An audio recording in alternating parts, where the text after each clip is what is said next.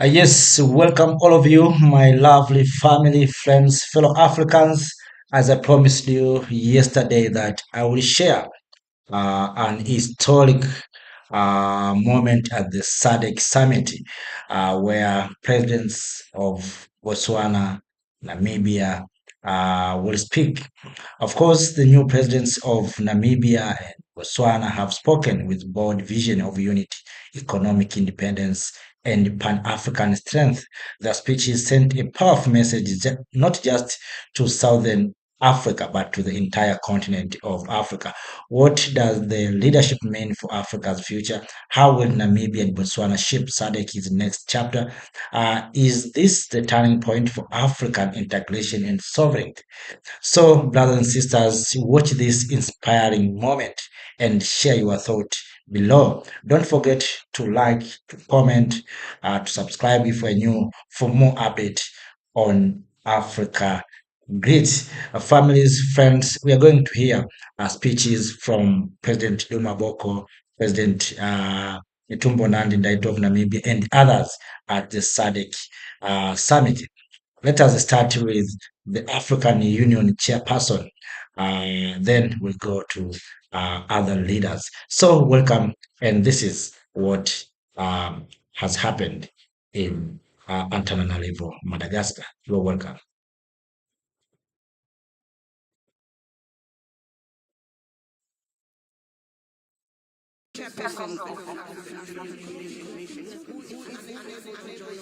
He has graciously shared a video message for this occasion. Shall we have the message on screen? Thank you.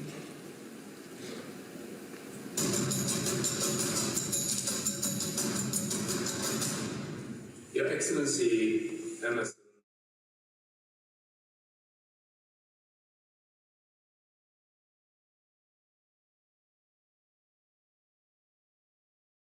Honorable Ministers, Honorable Executive Secretary of SADC, distinguished delegates, ladies and gentlemen. Allow me to express my sincere appreciation for the opportunity to address this 45th Ordinary Summit of Heads of State and Government of the Southern African Development Community, at a moment when regional unity and shared purpose are more important than ever.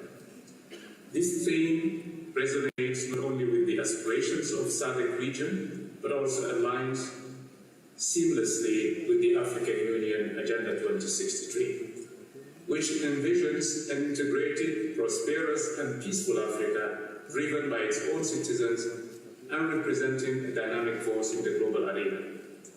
Industrialization is not merely an economic strategy, it is a political imperative. For too long, Africa has exported raw materials and imported poverty.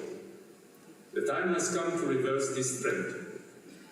We must build robust regional value chains, support small and medium enterprises, and leverage the power of the African Continental Free Trade Area to scale production, innovation, and intra-African trade.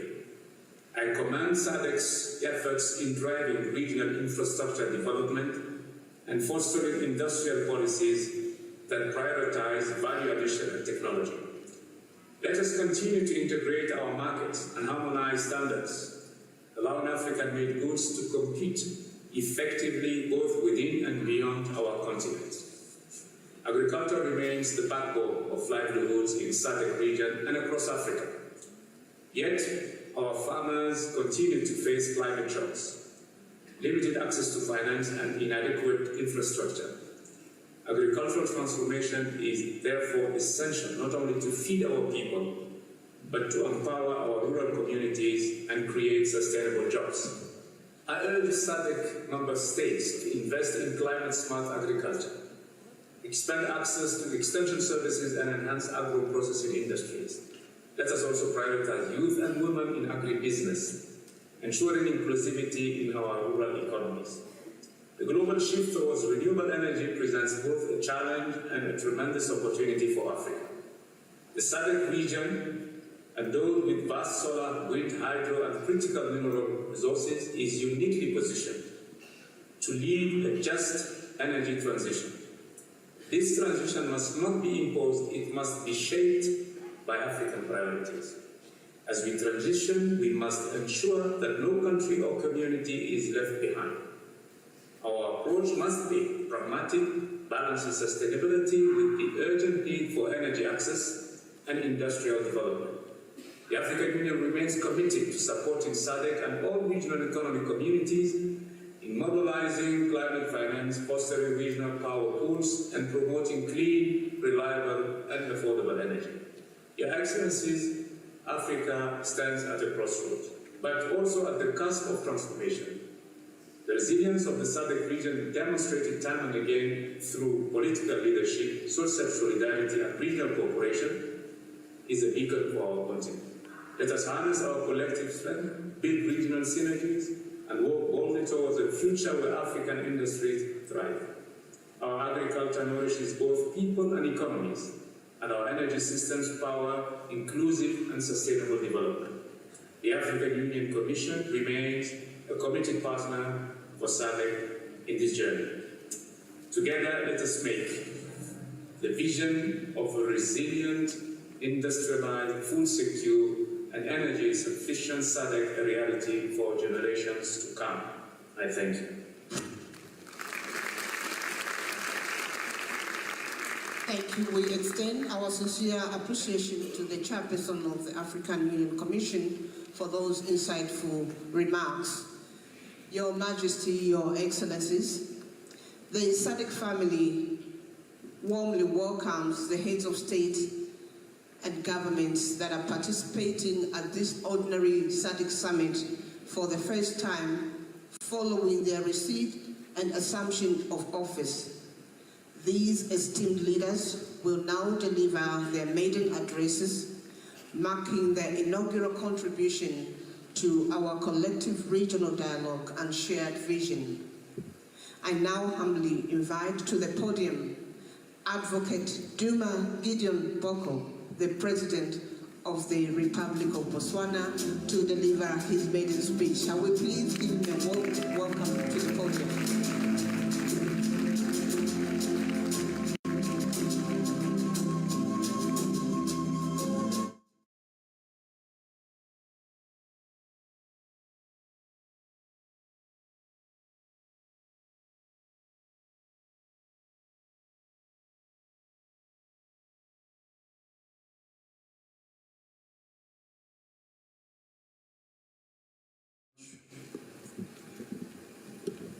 Let me greet and recognize each and every one of you individually and personally. Let me appreciate in a special way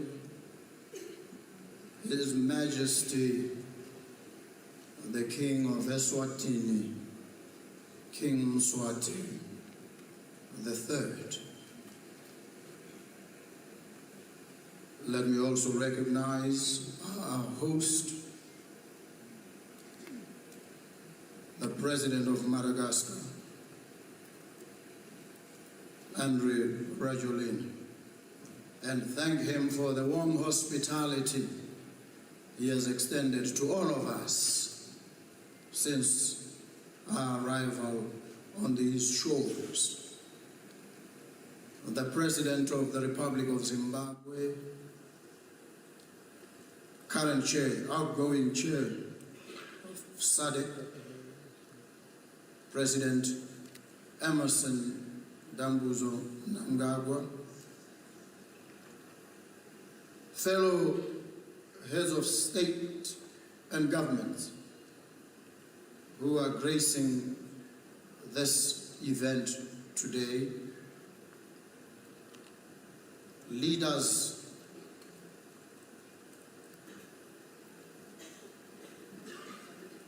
representatives of heads of state, ministers who are here, the Executive Secretary of SADC,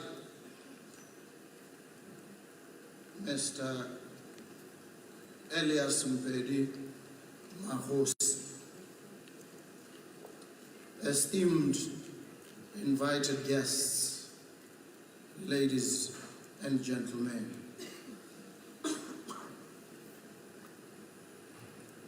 We gather here today as bearers of the flame, a flame handed to us by our forebears, who charted this path long before some of us could care or count, that relayed this flame across generations, handed it to us for us to steward, so we can hand it to generations yet to come. The voices of these forebears continue to echo through the tunnels of time as both inspiration and guide to all of us. They inspire, they spoke, they enacted examples, they pointed the way, they laid open a whole spectrum of possibilities, and were worthy guides to our region and to our continent. We recognize, we love them so. We appreciate the contribution that they made, one and all. I also appreciate the second addition to that worthy cohort of women presidents on the African continent, in particular our region, SADC region, as I warmly recognize the President of the Republic of Namibia.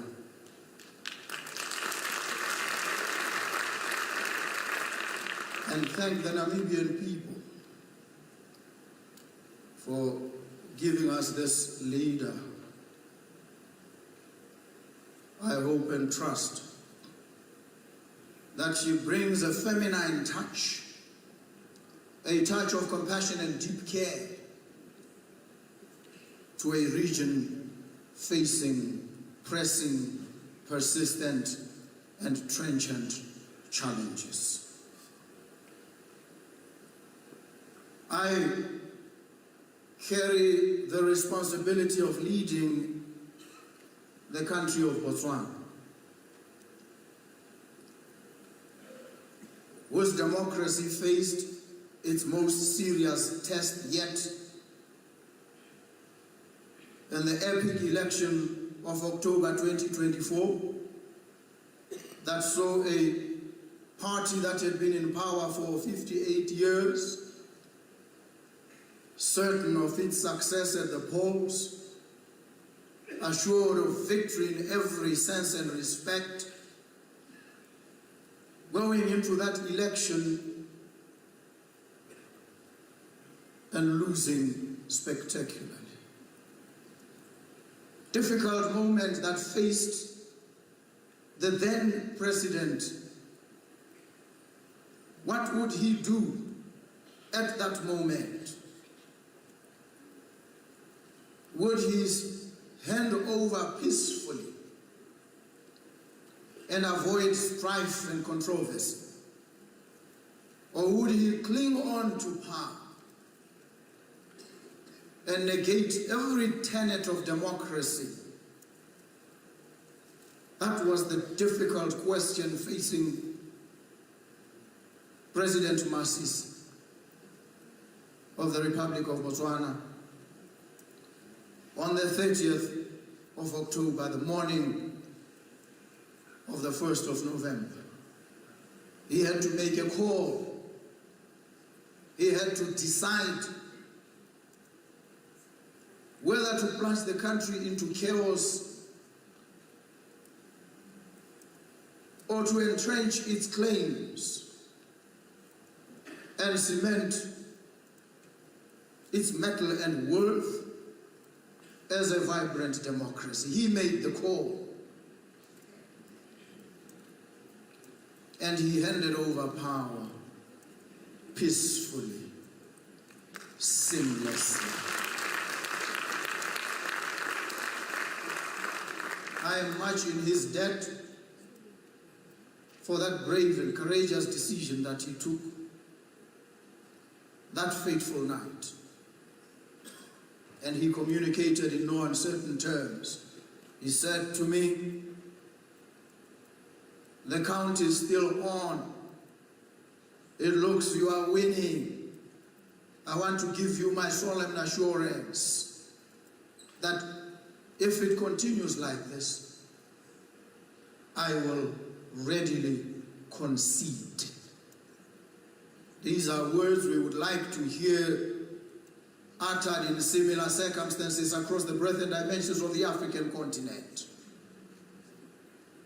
And if there is no inspiration, let Botswana be your guiding star, and others who've trodden this path before us, so that we cement and entrench the democratic credentials of not just the Southern African tip of the African continent, but the rest of the continent. We have recast the contours of democracy in the democratic space.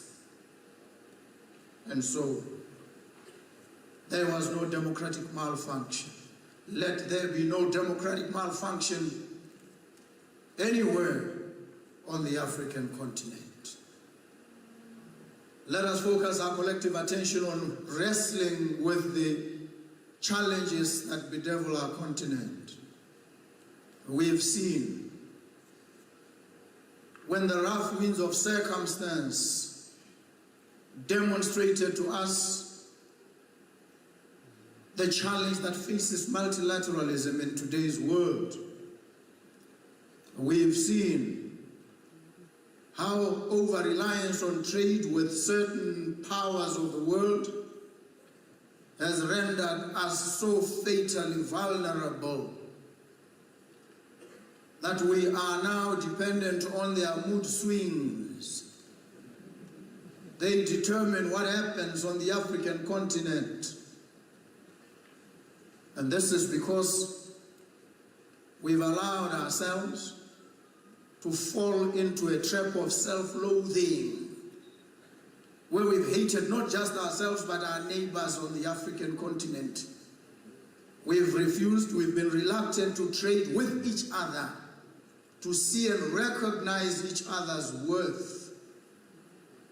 We've come to that point, that inflection point in our history, when we must recognize that we need each other. We need each other desperately as African countries, as Africans. We must reach out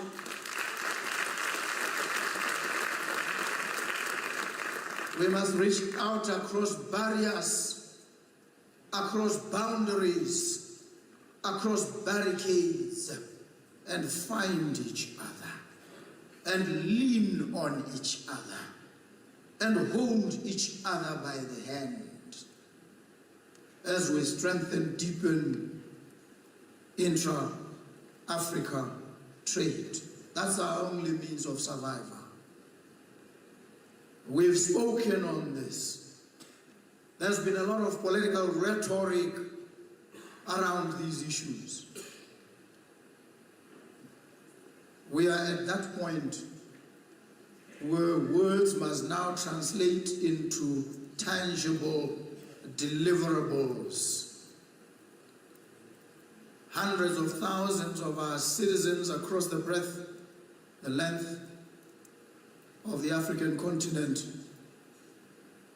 are still caught in the hellish death grip of poverty and unemployment. Africa is in distress. It is calling out to each and every one of us. That cry of distress is a call to the rescue. And we must rise here and now and into the future and respond to that cry of distress. And so, we are here today to carve pathways from the inalterable circumstances of our existence, with an appreciation that the institutions, the ways in which we've organized ourselves, are routinized and are collectivized, are stylized modes of behavior, must give way to transformative, radical, progressive ideas and actions. And with those few feeble words, let me exhort the whole SADC and indeed the whole of the African continent to action. Thank you so very much for the privilege of your coming here and the pleasure of your kind attention. Thank you so very much.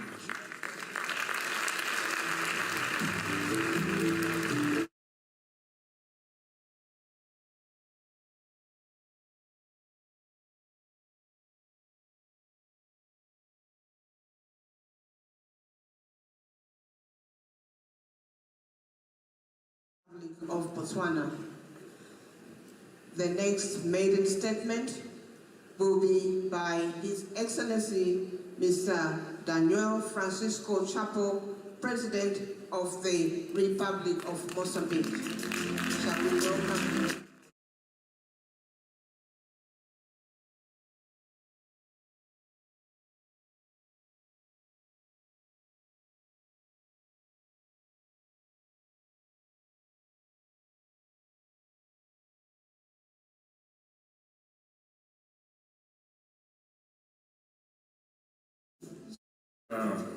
Majestade Rei Swat III, Sua Excelência Dr.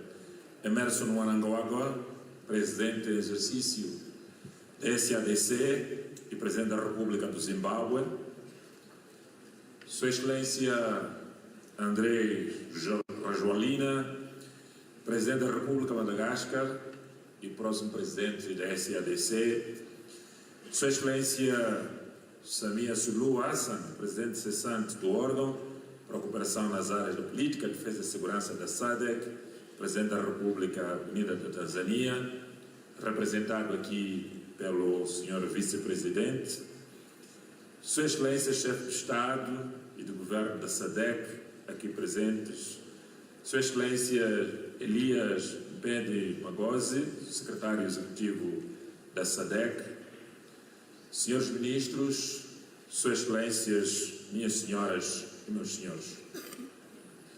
É com imensa satisfação que iniciamos a nossa intervenção expressando o nosso agradecimento a Vossa Excelência, Senhor Presidente, e ao povo da República de Madagascar pelo acolhimento e hospitalidade que nos tem sido proporcionado desde a nossa chegada a esta bela cidade de Antananarivo.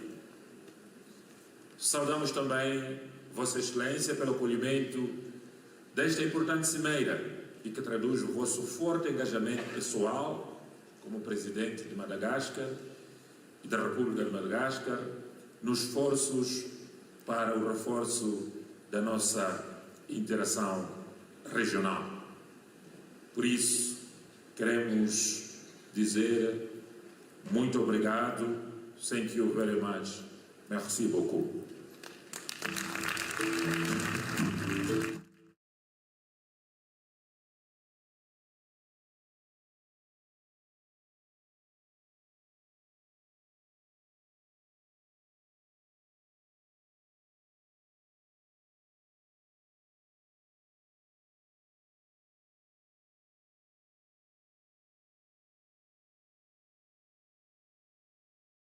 A implementação da agenda de integração regional do nosso continente.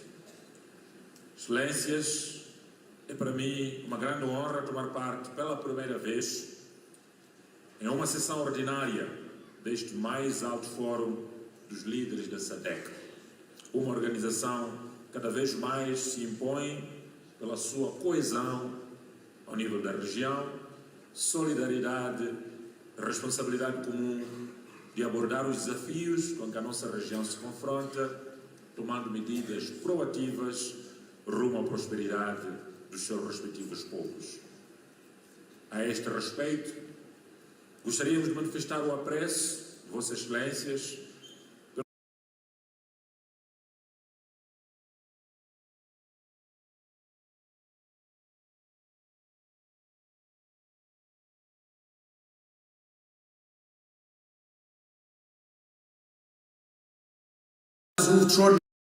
chefe de Estado,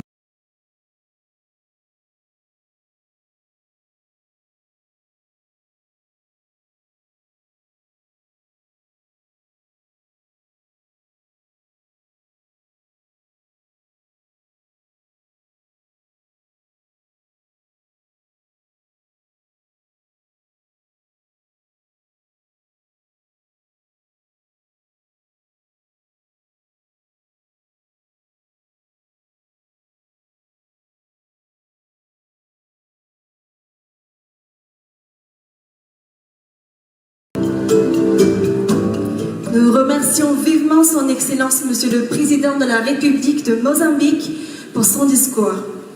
Ensuite, nous avons le privilège de convier son Nandi Ndaitwah, Président de la République de Namibie, à prendre la parole.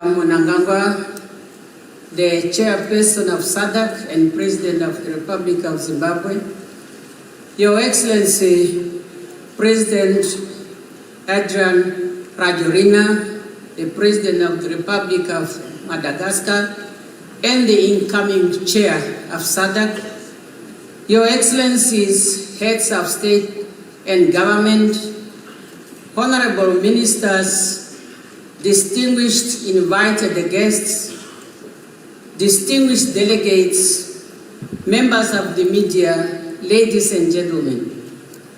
On the onset, I would like to thank His Excellency Rajoelina, President of the Republic of Madagascar, and the people of this great nation for the warm welcome and hospitality accorded to our delegation since our arrival.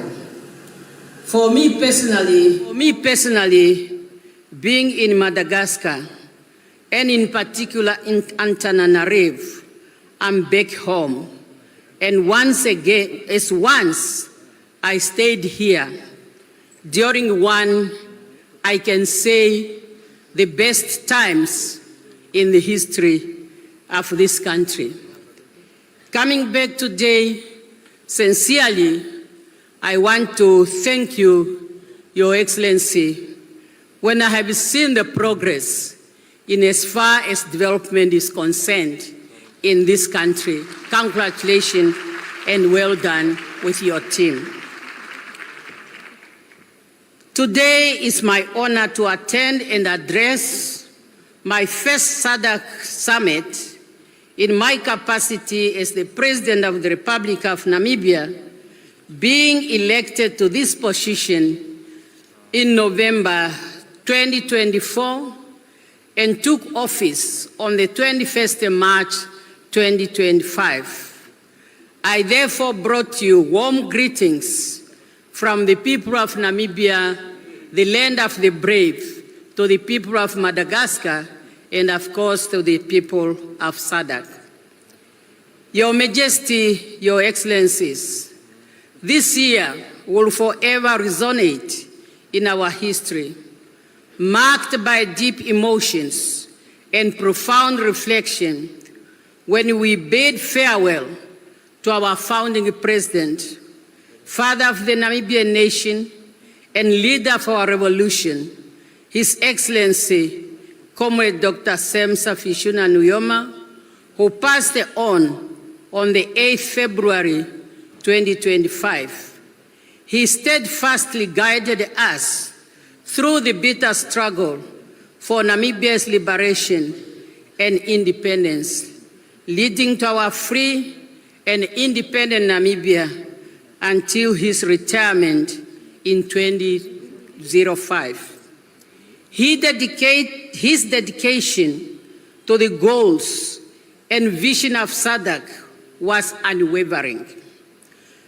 Though his passing filled us with sadness, we found solace on the solidarity shown by our SADC colleagues during this time of mourning.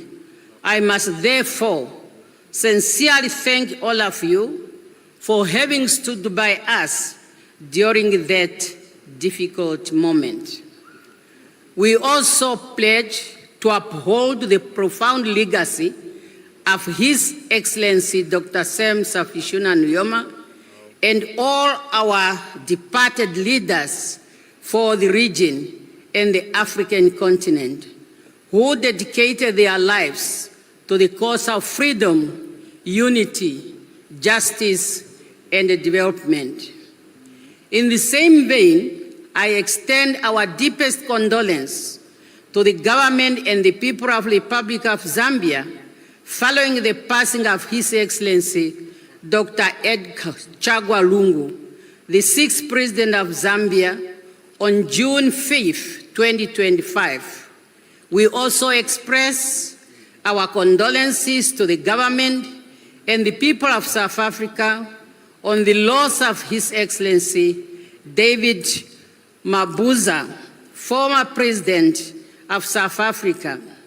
Our condolence goes to His Majesty, King Moswati III, and the people of the Kingdom of Eswatini, following the passing of His Royal Highness, Princess Dlamini, former Prime Minister of Eswatini, and Senator Selemalena, former Deputy Prime Minister, who passed on the July 14, 2025. May their memories continue to inspire us, and may their legacies guide us towards peace, progress, and unity in our beloved region. Your Majesty, Your Excellencies, let me pledge my unwavering commitment to the goals and principles of our regional organization and the hopes and inspiration of our people. Together, we must join hands and work tirelessly to fulfill our fundamental responsibility to advance initiatives that promote sustainable development, foster economic growth, and address the pressing challenges we face as a region. Our collective efforts must always aim to improve the living condition of all our people across the SADC region. Namibia is deeply committed to the empowerment of women, and my presence here today stands as a testimony to that commitment. In recognizing the important role women play, not only in our society and homes, but also in shaping the future of our nation and the region. I urge all of us to rededicate ourselves to making the empowerment of women across our region a shining example for the rest of the world. In this spirit, Namibia has established the International Women Peace Center, a pioneering institution dedicated to the operationalization and championing the pillars of the United Nations Security Council Resolution 1325, adopted in October 2000 during Namibia's presidency of the Security Council. The International Women Peace Center seeks to promote peace, security, and the protection of women's rights in conflict and post-conflict situations, as well as advancing women's leadership in peace process. I therefore appeal to each member state for support and collaboration, encouraging our respective institutions to join hands with our International Women Peace Center. Together, we can strengthen the foundation of peace and empower women to be active agents of change through our region. Your Majesty, Your Excellencies, today we must also reaffirm a critical truth that the objectives of the Regional Indicative Strategic Development Plan 2020 to 2050 cannot be realized if our people continue to face socio-economic challenges such as high youth unemployment and food shortages. We must unite with urgency and compassion to ensure that food security is not just a goal on paper, but must be a reality in every home across our region. We must empower our youth to compete with their peers worldwide, particularly in the creative industry, science and technology, and innovation. Equally important is the compelling need to add value to our regional's raw materials before exporting them outside SADC. We need to put into operation the value chain programs that we have decided in this organization many years ago. By doing so, we will strengthen our economies, create jobs, retain more benefit from our natural resources, and build a better future of our people. We must also move towards industrialization to diversify our economies to benefit from the African continent free trade areas. However, Your Majesty, Your Excellencies, these aspirations cannot be realized without strengthening the infrastructures of peace, security, and good governance. Those elements are essential for sustainable and inclusive growth. We remain deeply concerned about the persistent security challenges in the Eastern Democratic Republic of Congo.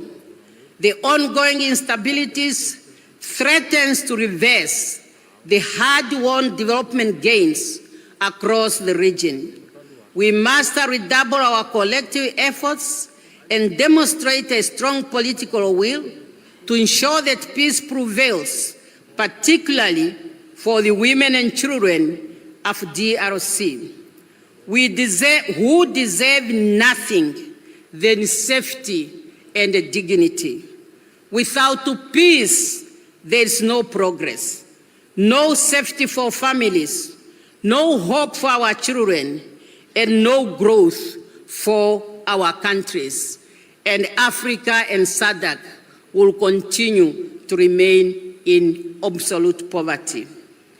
I wish to express our profound gratitude to the brave men and women in uniform deployed on SADC mission in the DRC, who have done a commendable job that we must be proud of.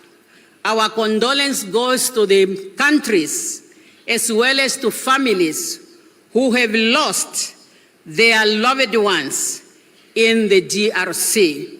You have paid the highest sacrifice on our behalf. Your Majesty, Your Excellencies, we are here to recommit ourselves to the programs of SADC, and Namibia, under my leadership, will continue committed to ensure that SADC programs are implemented to the best of our ability and in the best interest of the SADC people. Thank you for your kind attention, and thank you for welcoming me in this body of ours, and happy SADC Day to all of us.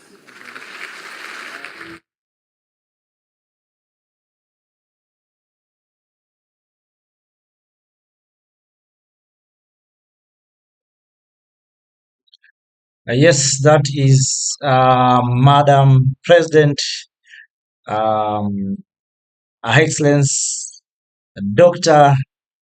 Netumbo Nandi Ndaitwah, the President of Namibia. She's spoken very, very, very well. She's spoken the truth. So let us now move to other African leaders.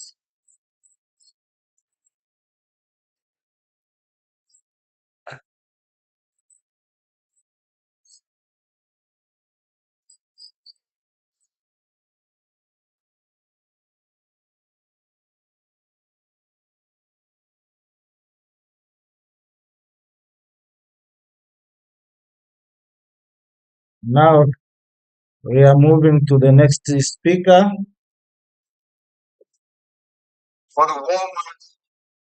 Wow. Wait a little bit, families. Wait a little bit. Wait a little bit. Wait a little bit. Yes. Here we are. Here we are. Here we are. So, well,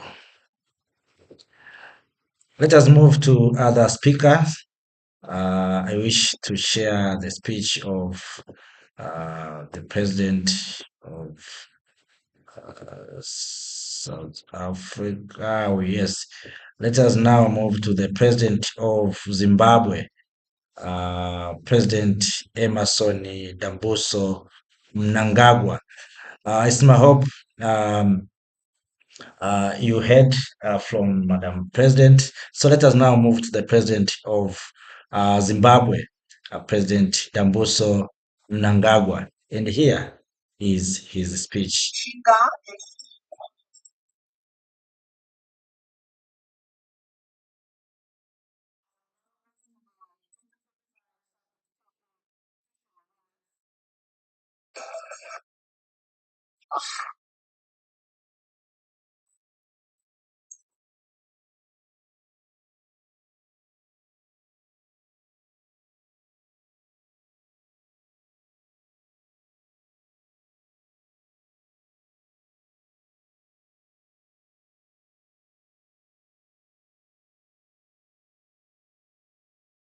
Do not skip, please, please.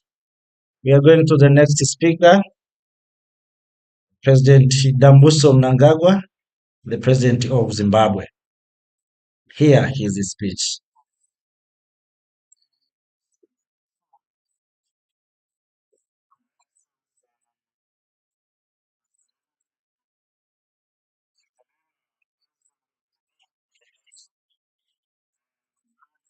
Vision of SADC, Your Excellencies,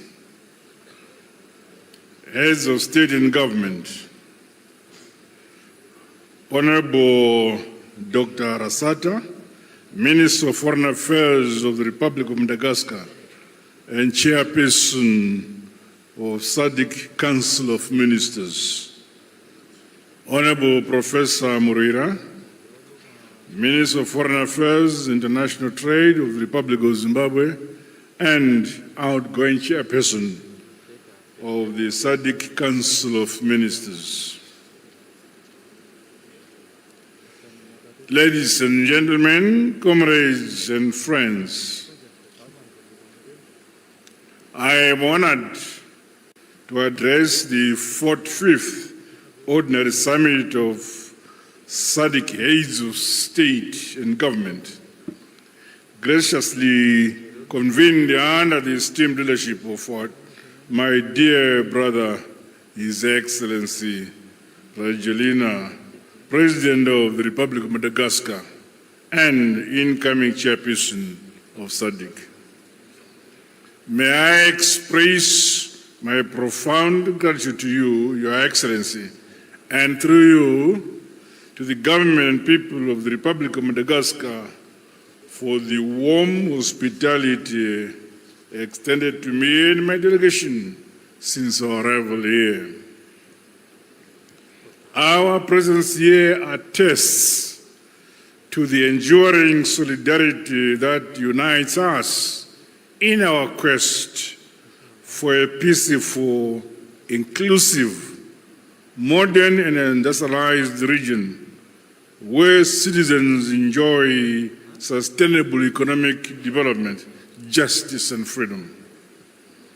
Your Majesty, Excellencies, ladies and gentlemen, this year we sadly lost one of our founding fathers, a revolutionary, His Excellency Dr. Samuel Muyoma, former President of the Republic of Namibia, who also lost a revered statesman, His Excellency Dr. Edgar Chagwalungu, former President of the Republic of Zambia. May their enduring legacies bring solace and inspiration to their families and the SADC region. May their souls continue to rest in peace. It is my pleasure to welcome Her Excellency Dr. Nandi Ndaitwah, who is joining our summit as the head of state and government of our sister Republic of Namibia. Welcome, Madam. I am confident that her astute leadership and experience will provide valuable insights in shaping the strategic direction of our regional organization. Your Majesty, Your Excellencies, this event marks the end of Zimbabwe's chairmanship. On behalf of the people and government, I express our gratitude to you, my brothers and sisters, the African Union Commission and the United Nations and international cooperating partners for the partnership and support you rendered to my government and indeed to me during the past year. It has truly been a privilege to serve our region and to work with you all. I would like to extend my heartfelt appreciation to the SADC Executive Secretary, His Excellency Mr. Magosi, and his team for their dedication to the achievement of our shared objectives as a region.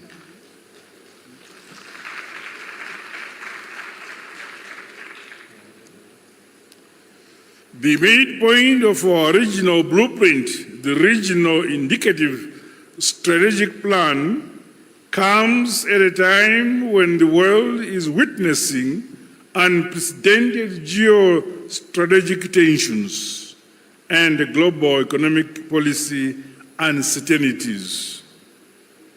We express gratitude to the Executive Secretary for his report on the performance of our region over the past 5 years, which shows areas where we have laid a firm foundation in advancing our vision as a region. The report also highlights the unprecedented threats facing our region, and most importantly, suggests areas that require our introspection and considered efforts. The mid-term review, which is underway, must be leveraged for this purpose. Events of the SADC Industrialization Week are now an annual occurrence, and platforms facilitating environments for networking towards enhanced industrialization, trade, and investment. Regrettably, our exports continue to be driven by primary products, and intra-regional trade remains far less than our business with other regions. Our prosperity is inevitably tied to the success of our neighbors and to that of our region as a whole and the continent. Your Majesty, my dear Excellencies, our efforts towards food and nutrition security and the development of our agro-based value chains have borne mixed results due to adverse climate events. We should not be deterred and instead scale up investment in innovative strategies for climate change adaptation, mitigation, and resilience. I applaud our incoming chairperson, His Excellency Rajolina, for the timely theme in the court, advancing industrialization, agricultural transformation, and energy transition for a resilient SADC, end of quote. This rallies us to accelerate our efforts towards an industrialized, resilient region where citizens have food and nutrition security, as well as energy self-sufficiency. I am encouraged by the progress we have made in the stewardship of our shared natural resources. The SADC Trans-Frontier Conservation Area International Conference and Summit, which was held in Harare this May. The gathering provided us with an opportunity to reaffirm our combined commitment to the sustainable utilization of our God-given resources for the benefit of our local communities. Excellencies, ladies and gentlemen, the integration we envisage heavily depends on our ability to develop infrastructure which facilitates the free movement of our people, capital, goods and services across our borders. Major milestones have been recorded in implementing high-impact regional infrastructure projects. However, the development of strategic corridors, one-stop border posts, and digital infrastructure must remain top priority in our region. The full potential of our regional bloc has regrettably been largely inhibited by budgetary constraints. It is important and imperative that our SADC region urgently comes up with inventive and sustainable sources of funding. In this regard, let us not shy away from tapping into partnerships with the private sector, our diaspora, and other non-traditional sources. The SADC Regional Development Fund is a low-hanging fruit which, when operationalized, will provide alternative financing for critical infrastructure projects.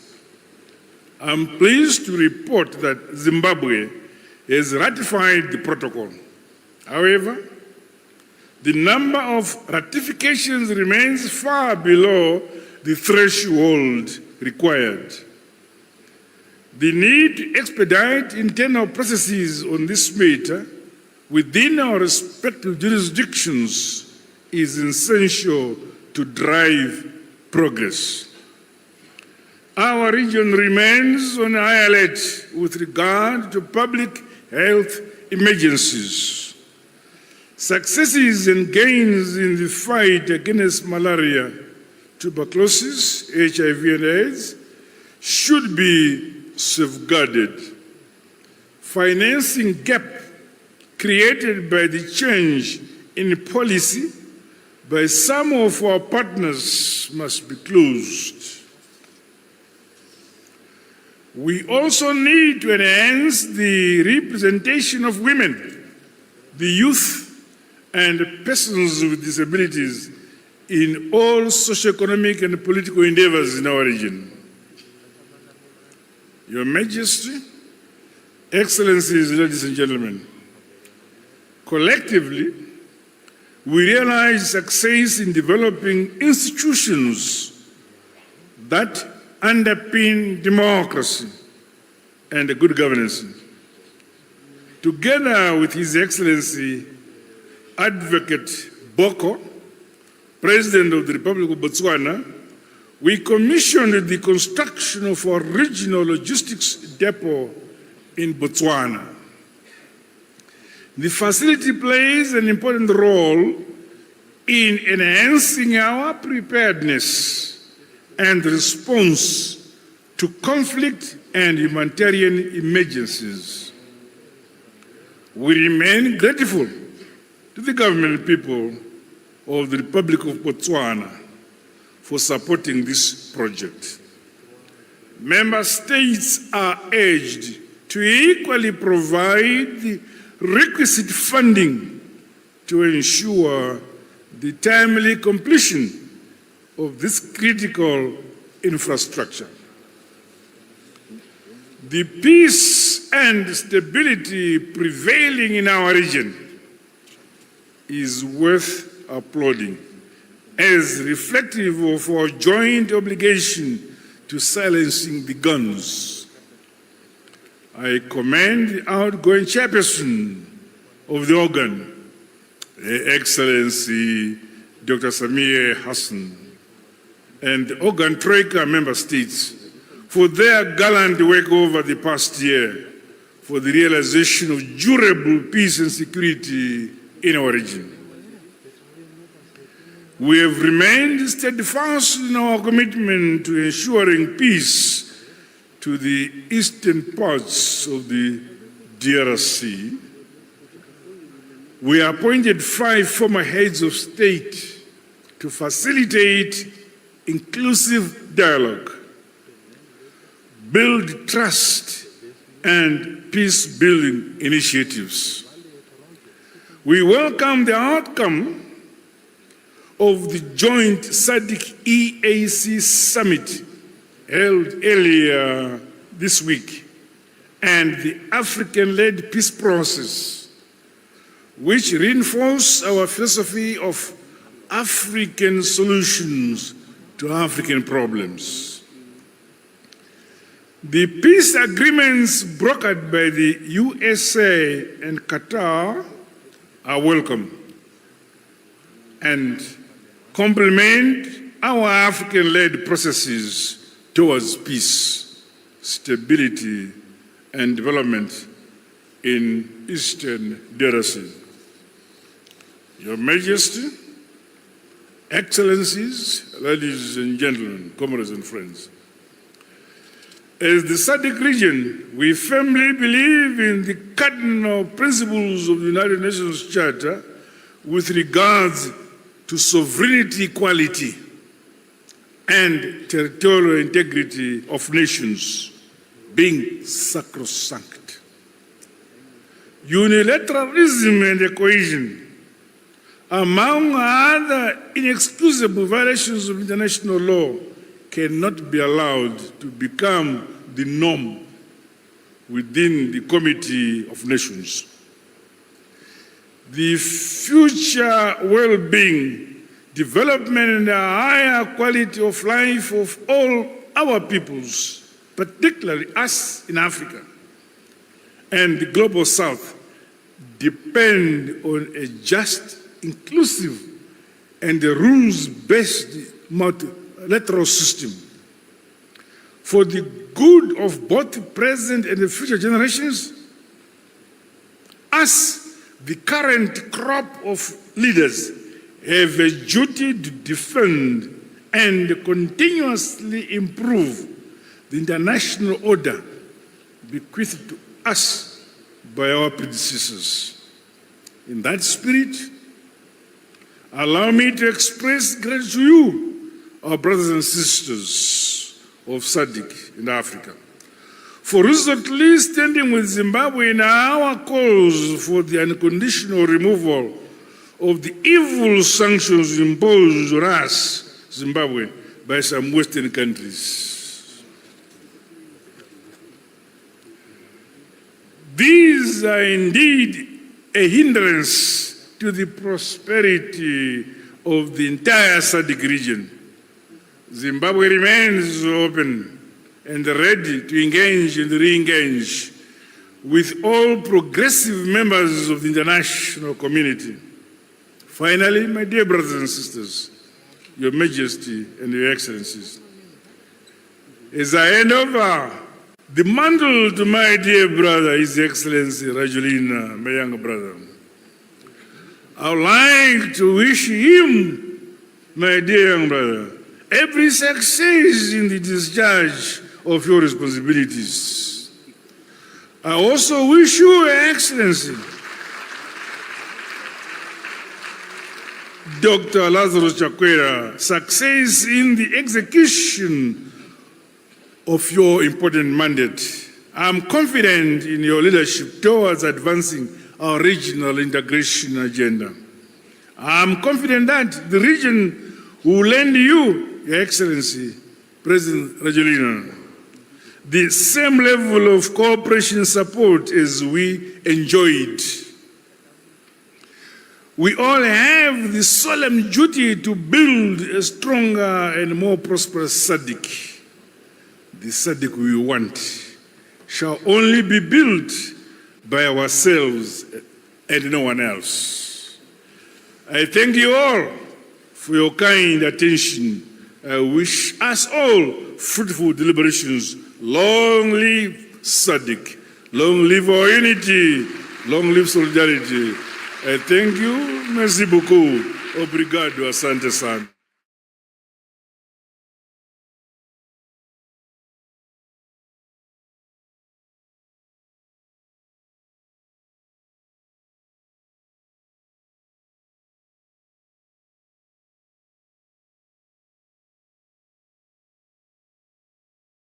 Yes.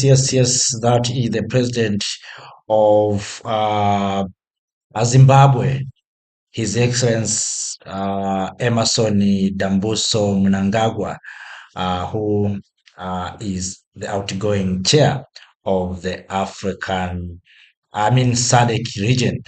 Families, friends, fellow Africans, as you see in this video, President Dambuso Mnangagwa is going to hand over his leadership of SADC to the new chair, the president of Madagascar, Mr. Rajulina. We hope Mr. Rajulina, the president of Madagascar, will be the new chair of SADC, will succeed in the mission of SADC. But in these speeches, you heard every leader has been talking about the issue of unity, working together. And let me cite a few things on what our leaders has said. Of course, President Mnangagwa spoke on the issue of representation of women and the youth. Then we'll come to the issue of unity. I think African youth we have been kept aside for a long time. And that's why sometimes we find ourselves that we need privileges from elders. And I think there's no need for our leaders to talk about representation of youth and women. If we have good leaders who are young people, give them opportunity. We don't need uh, to say we need to create good environment for youth to be represented. If even if it is in the 25, 20 something ages, if you're a good leader, you can lead. We don't need to get privileges, favor. You know, in Africa, we young people, we have been told that we are the leaders of tomorrow, while we know the truth that tomorrow never comes. So we need to be leaders, not to wait elders and these men that have taken offices and they think that they are so competent and intelligent than other people. That's why their leaders are talking about the issue of representation of women and youth. Where is the representation of men? It means this thing is for men. That's what they mean. I think you don't need these things of representation of women and men. I mean, and women and youth. Youth themselves are leaders. We have seen what happened to Burkina, where a young leader, Captain Traoré, is leading the nation of Burkina Faso, and we see what is happening there. So I think our leaders they have to keep aside these ideas of representation of women and youth as if we youth or young people need privileges. No, we need young people to be part of leadership, not to be given privileges or favor from old men and women. And that's why if you look at the population right now of the continent of Africa, many of them are youth, young people. So if we can do like that, if we can understand that even youth, young people, they have to lead, not to get favor of being represented or something like that. Youth have ability to lead, women the same. They can become leaders. We have seen President Natumbo Nandi Ndaitwah, the president of Namibia. So we don't need privilege. Seat, a free seat, maybe in parliament, free seat in maybe cabinets. To say this is a seat for youth, this is a seat for women. No, let us, those who have capacities, those who are intelligent, who can lead, whether they are women, whether they are youth, give them opportunity. What we want is development. Of course, from that, of course, we have the issue of peace and security. We are still facing challenges of peace and security in the Democratic Republic of Congo. I'm talking about SADC region. The issue of peace and security in Eastern DRC is still the thorn of the SADC region. We hope leaders, as you heard from President Mnangagwa, that the President Mnangagwa has welcomed the initiative made by the President of the United States of America, President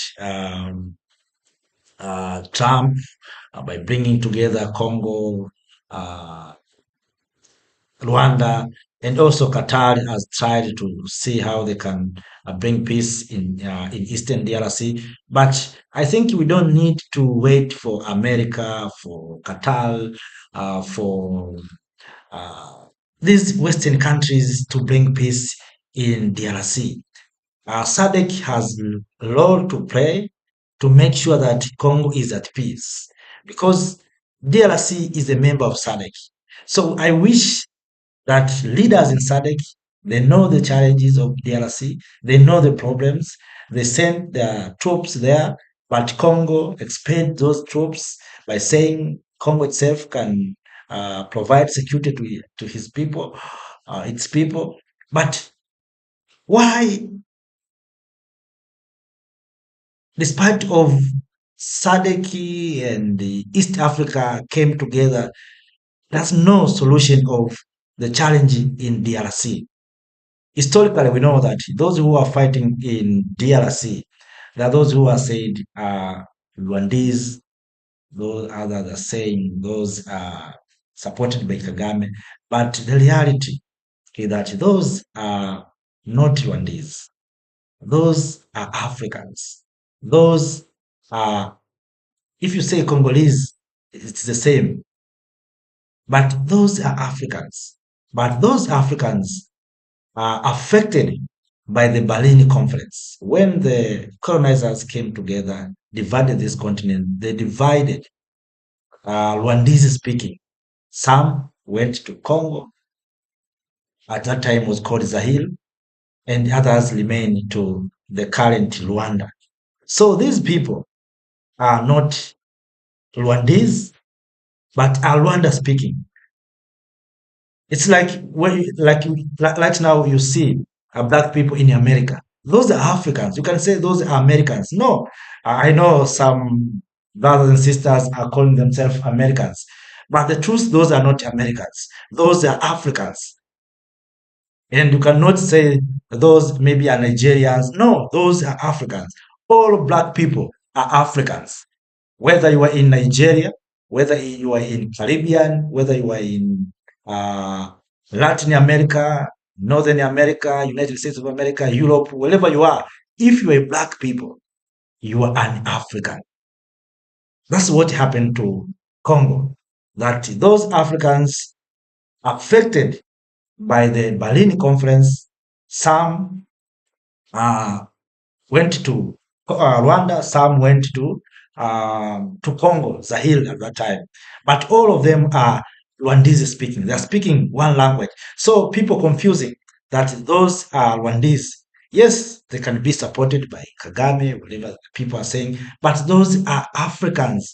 Those are Africans who affected by the Berlin Conference. And that's why we have been saying we need to collapse borders. If we can collapse borders, those are not, there will be no Rwandese, there will be no Congolese, all will be Africans. So the first solution, I think, for peace and stability in the Democratic Republic of Congo, if Africa wants peace, we have to collapse these colonial borders. Also, you heard from Madam President, President of Namibia, talking about youth.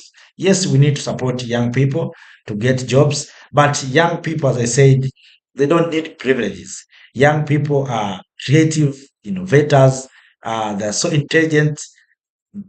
Leaders give them opportunities, leave them, lead them.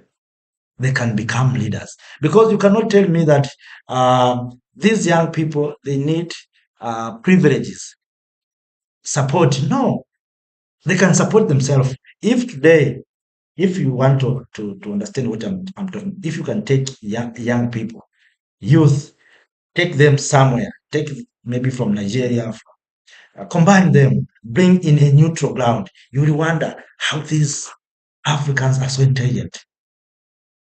Today we praise Kwame Nkrumah. If you ask yourself, what was the age of Kwame Nkrumah when he fought for independence? What was the age of Patrice Emery Lumumba when he fought for independence of Democratic Republic of Congo? What was the age of Modibo Keita? What was the age of Patrice Lumumba, Mwalimu Nyerere, Milton Obote,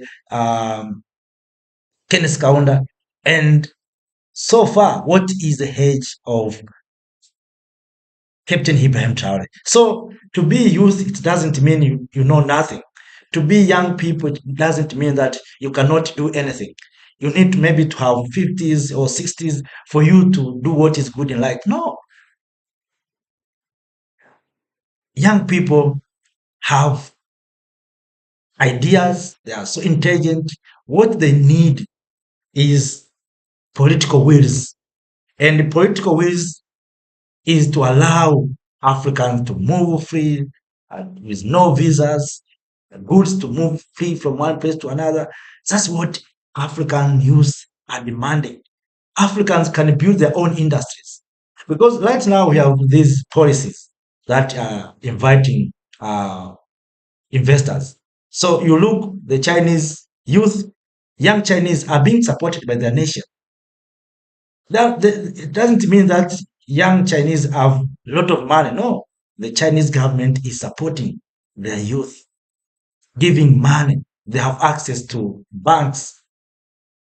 They can go to bank and take loans. They can start companies. You see, they are free. So even African youth, we want African youth to be free. If we are free, someone can move from South Africa and look opportunities in Congo, look opportunities in Nairobi, in Kampala. Right now, we have these borders and visas restrictions.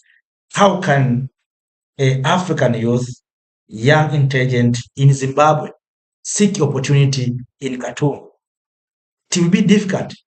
First of all, right now, if you are in southern part of the continent, you are in SADC, you want to go to ECOWAS.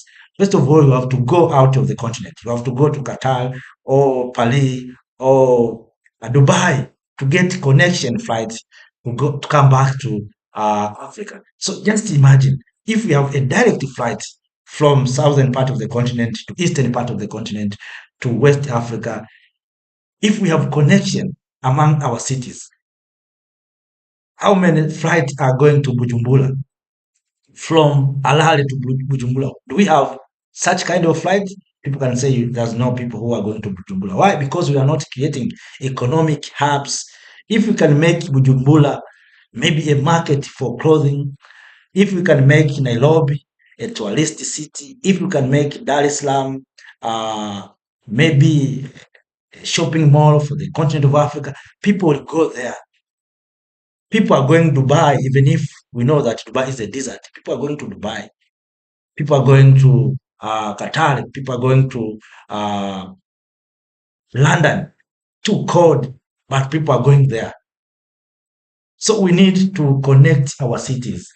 Apart from that, families, as I said, all our leaders have spoken the issue of unity. But in this unit, I didn't hear from any leader talking about when Africans, when SADC will come up with single currency, when SADC will come up with a united SADC countries. You know, to talk about unity generally, we can talk about unity. Maybe we unite by the year 2500. We can unite 3,000 years to come.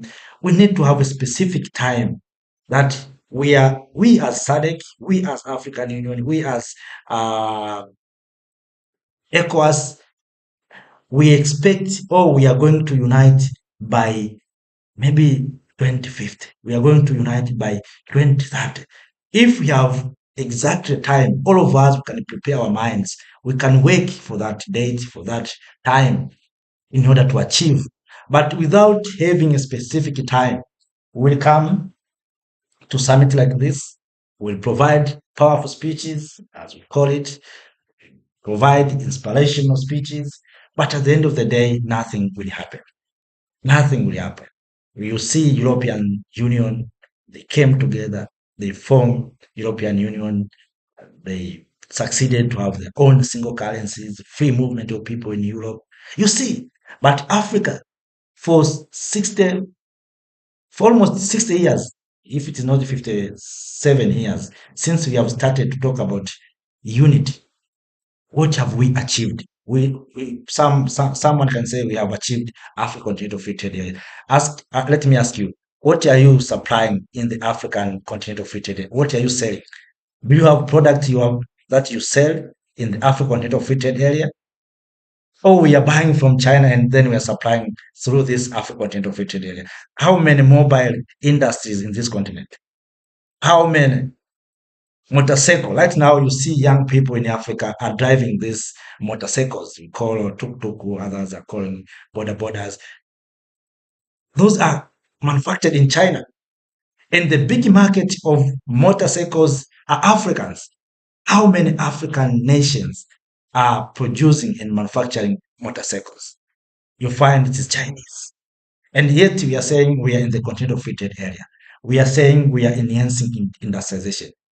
We want to see industries owned by Africans.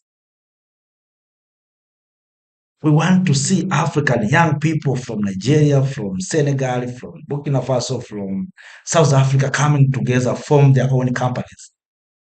Today we talk about multinational companies, but you find many, many, many white people in those multinational companies. How many multinational companies have black people? Tell me. And if you talk about multinational companies, you are talking about Europeans, you are talking about Americans, you're not talking about Africans. So I think the time has come for Africans to set exact time when we'll come together, when we'll unite. And if we can specify the time, all of us we can be aware and we can understand that by this time, we hope these things will be okay. We will achieve this one, and in this, we will not achieve. You see, until today, we are still struggling with the issue of the land. We are struggling with the issue of the land. Uh, 60 years after independence, some countries are still struggling with the issue of the land. For instance, South Africa. Land is still in the hands of minority. How can you talk about industrialization while you don't have the land for your people to invest in?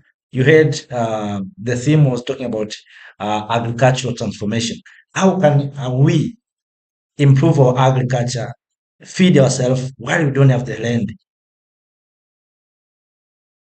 Land owned by few.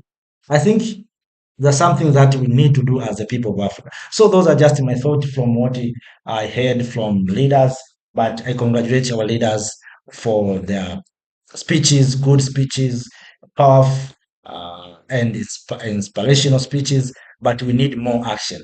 This is a time for actions. We need to see leaders to implement what have been spoken. If they can do what they are speaking, I hope this continent will be in the next level of development. After that, my dear lovely family, friend, fellow Africans, thank you for being part of this conversation. Thank you for being part of this live streaming. It's my hope that you heard a lot from our leaders and you can share this video to other Africans. If you have something to share with us, please do so through the comment section and make sure that you like the video and also you subscribe if you're new in this platform. And if you have already subscribed, please like the video and share this video to other Africans. After that, let me say one word: stay in power.